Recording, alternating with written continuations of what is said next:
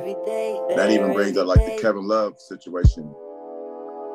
I feel like he's that dude. He's our Hodanis Haslam 2.0, but he gives us production though. Haslam was just there with the heat, just to keep. That's like the old vet, that savvy vet that got it done. He done been there. That's why I think we should keep Love just for that reason. You know, you got an old vet who been with the squad when we had Brian. When Brian left, he stayed and held it down. So that culture, he keeps that culture there. You see what I'm saying? He that old vet who can tell young dudes how to win at the end of the games. You know what I'm saying?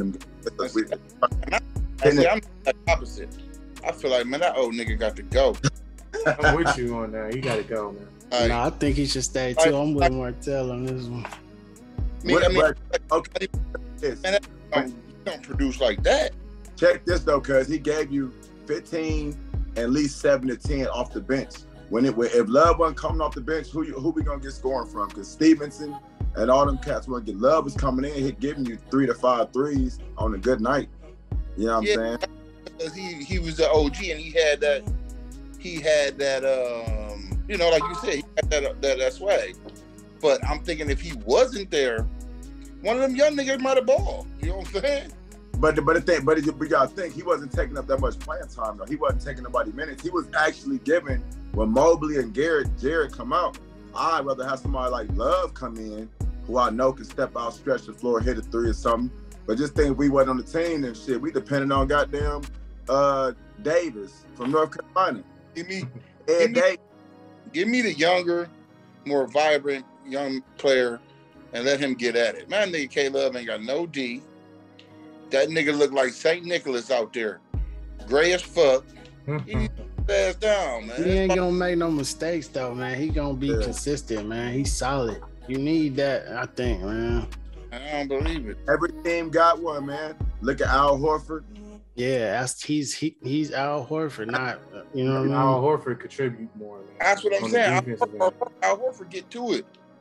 I mean, because he in that position too. Yeah, I think Love could if he was asked to step it up. He probably could do a little more. He more so a defensive liability at this point. He didn't even really play in the Atlanta game. What you gonna ask him to do? What you gonna ask Kevin Love to do? Get some threes. Garland, who your best 3-point shooter other than Garland? Because he's shooting the same as Mark. Look at their 3-point percentage and their usage races. I guarantee Love right there. Really? Yeah, Lowry. Lowry working it.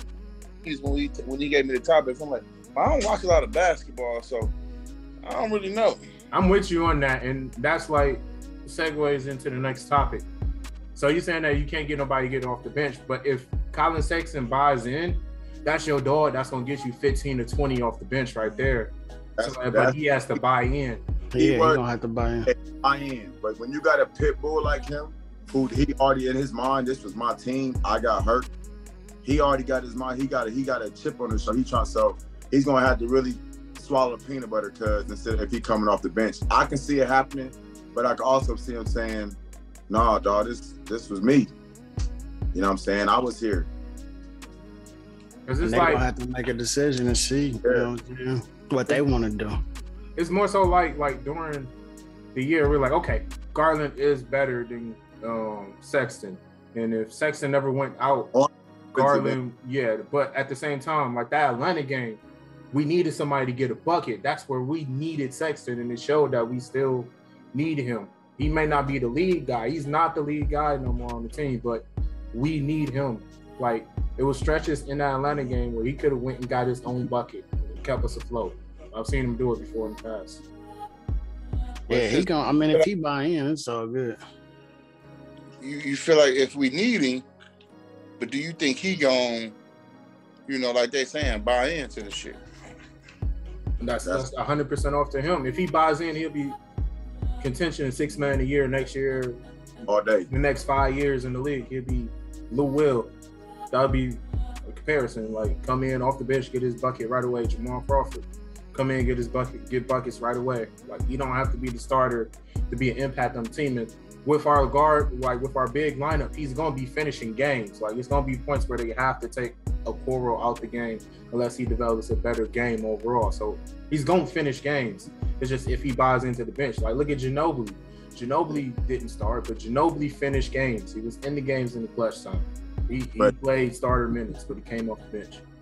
Yeah, he bought in too though, cause you know he could have started, but he wanted to come off better for the betterment of the team. So if Garland got that mindset, then we cool.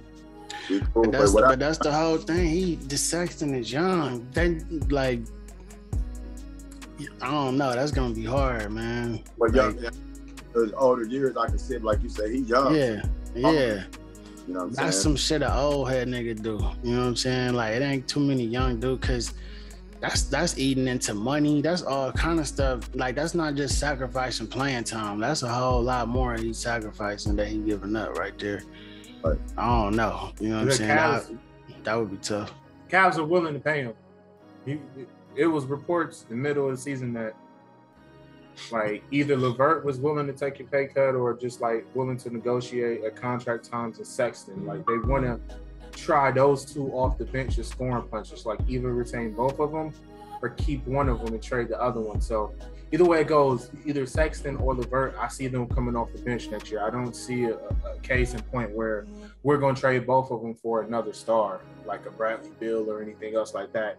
I think next year is, like I said, it's going to depend upon Mobley taking that step and then just trying to be more consistent. I could see Kevin Love and Cedi Osman getting traded at the end of this year or like the beginning of like those two. Like JB Biggerstaff told you everything you need to know in that Atlanta game. He played like 6-7 people, and out of those 6 or 7 people, Cedi Osman and Kevin Love did not play. And the reason why they did not play was defensive switches, defensive adjustments. They were picking on Lowry. You're going to take Lowry out and you're going to put Love out. They're going to pick on him even more. It was running switches on Trae Young to get Lowry, like, because he didn't have the foot speed. So that's where keeping that pick and drafting like a young guy that got enough speed to keep up with the guards. So when they do that switch, there's no issue here. See, they won't do that switch with Evan Mobley. They won't do the switch with the guards on Evan Mobley because Evan Mobley has a foot speed. And then Jared Allen just anchors everything in the paint. So most of their focus was on screens and back doors and getting Lowry marketed in situations where he had to move. So that's where we need that 6'5", the 6'8", 6'9" guy that can move. But let me ask this question, and I'm going to ask you, Martell, like, how much of that is on the guard not fighting through the screen, though? Like, why does that have to be on the big man? That's not right to me. When you watch Boston and you got a guard like Marcus Smart, see how he played? You got a guard like Patrick Beverly. They fight through screen. That's why if Sexton was playing in that game against Trae Young, it would have been a different story because he locks up. So a little bit of that goes on the guard as well, on Garland. Fighting up there. You got to help and hedge on them screens. You can't put and Lowry marketing, because if that's the case, there's only a couple who can do that, and that's Draymond Green and probably a handful of others. The rest of the league do the same thing.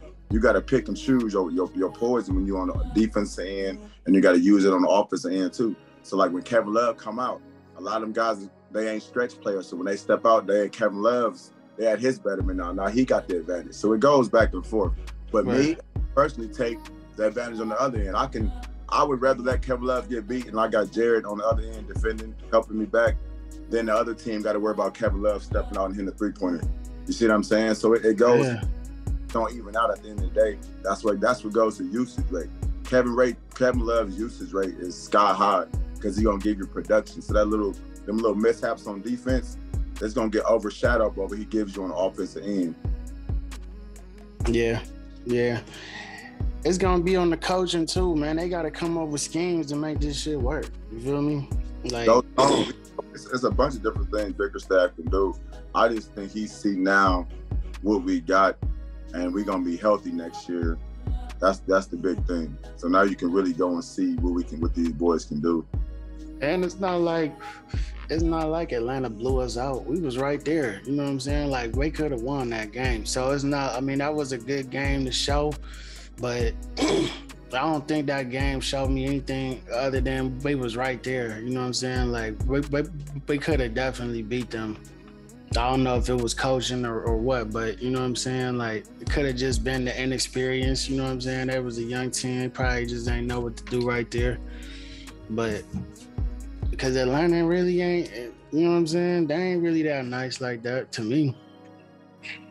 Their squad was pretty much the same as our squad. I was looking at them like they ain't got that much of a advantage, you know what I'm saying? Besides Trey Young, I guess, you know, other than that, like, I think it was kind of like even.